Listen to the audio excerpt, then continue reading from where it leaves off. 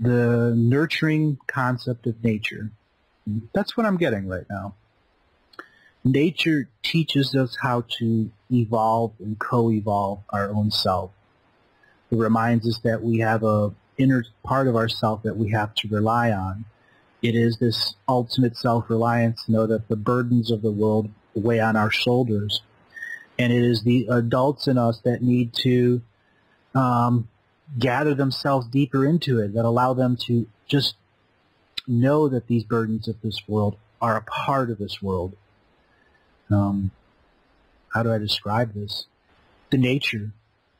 You know, nature teaches us how to look at our burdens, to understand that the world has given us these burdens for a reason, and it is us to love these burdens enough so that we don't need to carry them anymore. That's truly the concept of the burden basket that we all have right now. For some time, early on in my life, I felt that these skills and talents that I had were a burden to me because it was very difficult for me to make friends with people because I'd download their Akashic records and know stuff about them. And yet I couldn't say it as a young child because this child was perceiving these adult burden-filled minds that were people around me. And I finally came to an understanding that those were their burdens and that the empathic person in me was downloading them and making them a part of me until I finally understood that the burden basket I made was what I brought into myself.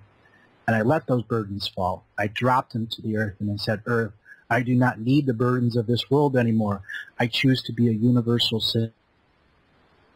And from that point forward, I was shot forth into my quest.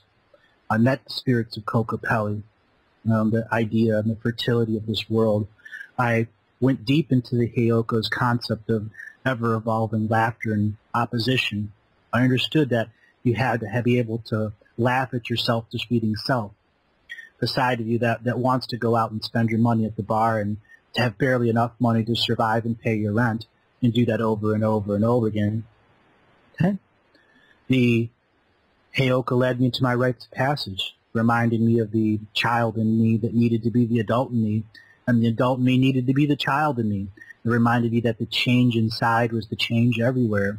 The change of my life allowed me to share and quicken and expand my concept of religion and to bring more concepts to them so I could share a Native American path, so I can share a Christian path, so I can share a Buddhist path. I've explored each of those religions intently and allowed each of them to create within myself so I may come to the understanding that life is here for us to live, love, and learn. At one point in my life, I was offered a spiritual talking stick, and I took that talking stick and began speaking to galactic councils. Now, this is not something I've talked about on Revolution Radio, but I've talked about on some of my other shows and interviews. Talking to a galactic council, it was a big thing for me. It was challenging my ego and creative side. Was this real or wasn't? And then I began to hear my own voice and understand that I was directly connecting to my higher soul, the very essence that said we were going to incarnate in this world, the very concept that said we were going to make these soul constructs and be a part of here. And that talking stick I was given allowed me to read the soul contracts of others aloud. And that was something that wasn't allowed in this world for a very long time.